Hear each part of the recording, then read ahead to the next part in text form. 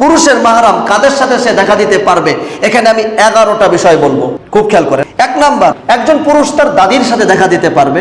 2 number, মা এবং দুধ মার সাথে দেখা দিতে পারবে, খুব খেয়াল করেন। 3 নাম্বার, এগুলো কেউ বলবে না, সমাজের ভিতরে এগুলো নাই ভাই, সমাজের ভিতরে কেচ্চা কাহিনী দিয়ে ভরে গেছে, মূল কথাটাই সমাজ বলে না। প্রতিনিয়ত কবিরা গুনার ভিতরে, অল টাইম কবিরা গুনার ভিতরে লিপ্ত। আপনি দুলাভাই শালীর সাথে ঘুরতে চলে গেছে, বাড়ির মধ্যে কোনো পর্দা না থাকার কারণে অল টাইম গুনাহের ভিতরে লিপ্ত হচ্ছেন। এই জন্য এইগুলো আমাকে জানায় দেওয়া দরকার, কিয়ামতের মাঠে আমিই ধরা পড়বো। একজন পুরুষ কার সাথে দেখা করতে, কার সাথে দুধ, আপনার নিজের মা অথবা দুধ পান করেছিলেন কোনো মহিলার ছোট অবস্থায়। 3 নাম্বার, বোন এবং দুধ বোনের সাথে দেখা করতে পারবেন। 4 নাম্বার, শাশুড়ির সাথে দেখা করতে পারবেন। 5 নাম্বার, স্ত্রীর সাথে দেখা করতে পারবেন।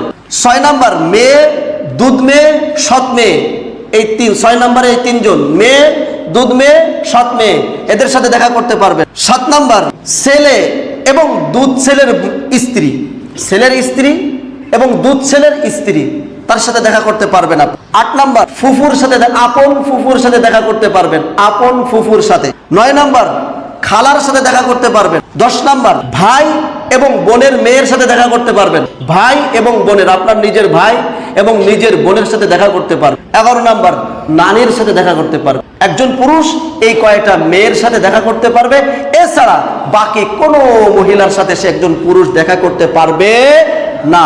এটা আপনার জন্য ওয়াজিব, আপনি এটাকে হালকা মনে করেন না। ভাবির সাথে গল্পে লিপ্ত হয়ে যে কথা কি বুঝতেছে? পুরুষের জন্য গায়রে মাহরাম 16টা বিষয় একটু বলে দেই, তাহলে আপনাদের স্মরণ থাকবে। পুরুষের জন্য পুরুষ দেখা করতে পারবে না, ওই 11টার পরে বাকি যা আছে সব তো দেখা করতে পারবে না। তারপরেও আমি 16টা বিষয় একটু বলে দেই যেগুলো হাদিসের মধ্যে এসেছে। 1 নাম্বার, মায়ের খালাতো, চাচাতো, মামাতো, ফুফতো বোন, মায়ের আপনার নিজের মায়ের খালাতো বোনের সাথে দেখা করতে পারবেন না, চাচাতো বোনের সাথে দেখা করতে পারবেন না, মামাতো বোন, ফুফাতো বোনের সাথে দেখা করতে পারবেন না, আপনার নিজের মায়ের ফুফাতো। 2 নাম্বার, আপনার নিজের চাচাতো বোনের সাথে আপনি দেখা করতে পারবেন না। আমরা কি এটা কোনো মানি? বলেন, এগুলো আপনার উপরে কি শুধু সুন্নত উত্তম, শুধু কি মুস্তাহাব নাকি ওয়াজিব? এইগুলো মানা আপনার উপরে ওয়াজিব। আপনি অহরহ গুনাহের ভিতরে লিপ্ত হয়ে যাচ্ছেন এইগুলো না মানার কারণে। তো আপনার সাথে আপনি কি করতে পারবেন না? 2 নম্বরে চাচাতো বোনের সাথে দেখা করতে পারবেন। 3 নম্বরে ভাবির সাথে দেখা করতে পারবেন না।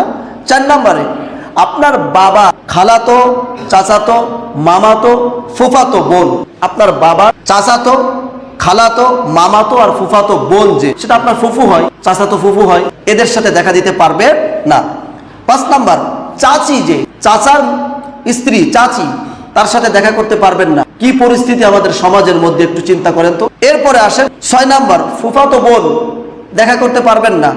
7 নাম্বার, খালাতো বোন দেখা করতে পারবেন না। 8 নাম্বার, মামাতো বোন আপনি দেখা করতে পারবেন না।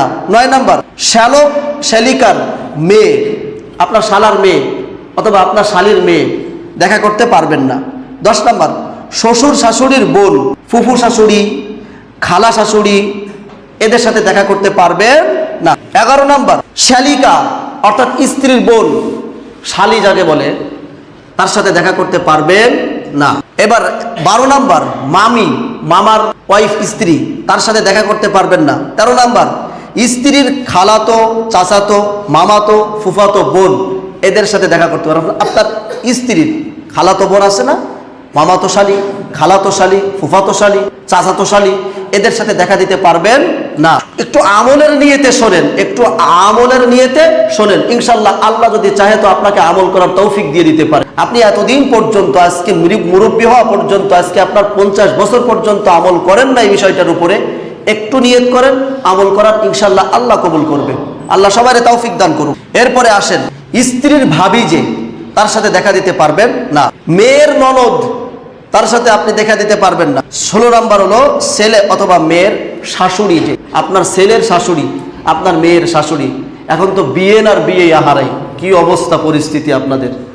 হ্যাঁ, মনে হয় যেন এমন এমন অবস্থা ঘটে, মনে হয় যেন যে তারাই স্বামী স্ত্রী, বিয়ে আর বিয়ে এরাই স্বামী স্ত্রী, এমনই তো বিষয় মনে হয় আমাদের সমাজে।